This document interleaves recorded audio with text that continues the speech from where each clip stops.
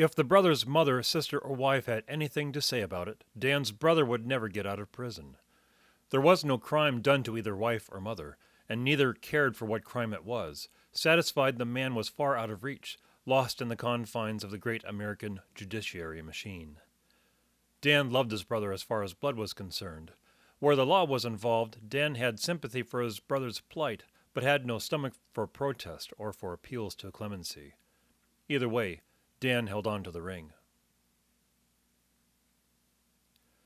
Dan, the dump truck driver, didn't care for jewelry, even a manly stainless steel wristwatch that signified a man had some place to go. He just kept a cheap, strapless Casio watch in his pocket as a reminder of time passing. Time passes, but a promise doesn't. A promise was a promise, as good as a written contract. He was reminded of this each time he saw that ring.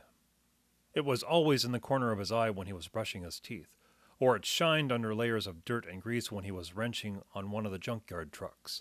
Always there as a reminder.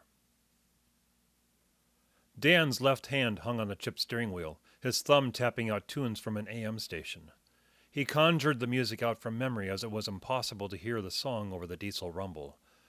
The passenger seat was secured by a single bolt, the other anchors rotten with rust. This meant the seat frame rattled against the floor. The old stop sign screwed to the floor under the driver's seat chattered with every bump. Even the wires hanging below the dash joined in the symphonic chaos of noise. He let the wedding band click and scrape against the wheel as he turned down the road, facing the sunset.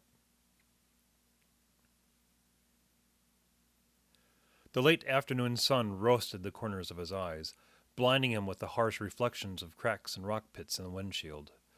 One of the guys in the yard slapped a patch of duct tape on the windshield, where the one remaining sun visor couldn't reach. Dan twisted on his hip, shifting in the narrow seat to put the sun behind that patch, leaving a stretched tiptoe on the accelerator. The exhausting acrobatics gave him a cramp. All was a relief as he turned south, down another short stretch of road. Letting his eyes rest from the boiling sunlight, Dan glanced at the wedding band. The ring reminded him of Mother, and its gold color reminded him of Father, both to the promises they kept. Danny, remember this one thing. Rich or poor, crooked bastard or straight arrow. You'll be judged by one thing and one thing alone, whether you have a wife or not. Don't look at me like that, and don't second-guess this. Just trust an old man's wisdom and find a woman you can stomach and marry her. The world will forgive a man his failings and failures as long as he's got a significant other at his side. Father was dead serious when he said this, that it seemed like a joke. It was a peculiar thing to say, much less about the birds and the bees than the prosaic functions of conforming to expectations. The world ran on expectations as much as it did on blood, sweat, and money, those expectations of society or of oneself.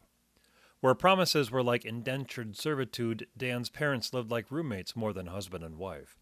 Dan had best pals he was closer to. Love as entropy, the fanfare of passions and sex following the fractious fallacy of living under one roof. If father was unhappily married, that must make father happy. If mother was unhappily married, that must make mother happy. Such were the expectations of blood, sweat, and home. It was a good thing Dan was still reasonably young. There was still a chance he could live up to those expectations. He had plenty of blood and sweat, after all, but little money. Father was a voice from another time, following different expectations. Dan's brother had such blissful old-world expectations upon placing a ring on a woman's finger. He no longer held such expectations upon leaving prison, knowing full well there was no forgiveness for failures or failings from his wife after his eventual release.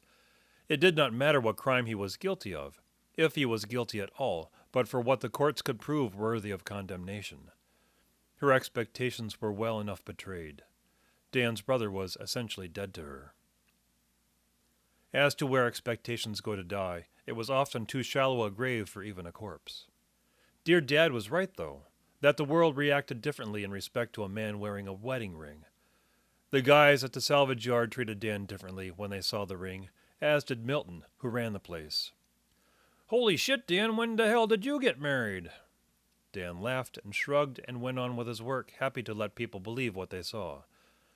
There was a modest level of respect given to him just because of the ring, as if he had reached a level of humanity above the rest.